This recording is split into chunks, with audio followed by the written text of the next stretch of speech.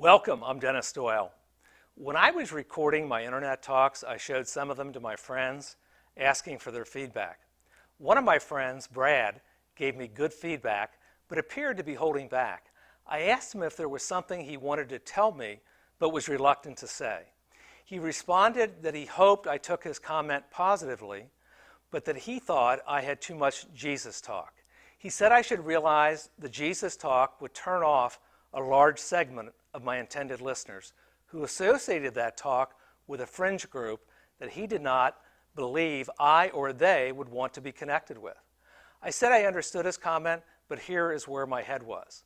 My very purpose to video these talks and post them on the internet was to talk Jesus. I have reached a point in my life where one of my regrets is I did not talk Jesus earlier. I always knew I should, but lacked the courage to Jesus talk. I always knew not talking Jesus was evidence I was embarrassed to talk Jesus. Let me tell you a story that illustrates my point. I had a friend who was a talented young lawyer who took a job in a large southern city. He met a very attractive young woman and they became engaged. After their engagement, he brought her home to meet his family and friends. I met her shortly after they arrived.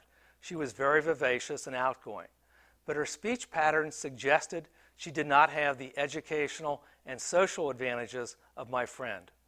When my friend and she attended the engagement parties held for them, he visited with his family and friends, and she was left to fend for herself. At the end of the week, on the morning they were to leave, my friend arose and found a note from his fiancée, which said, "I thought you loved me, but you obviously are embarrassed of me. I could never be married to a man who was not proud to be my husband." Below the note was the returned engagement ring. She left on an earlier flight. My friend asked me if I thought he had acted as if he was ashamed of her background.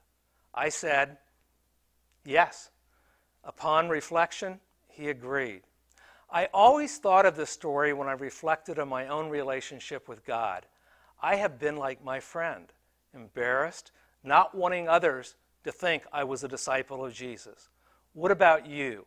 Are you embarrassed to say you know Jesus?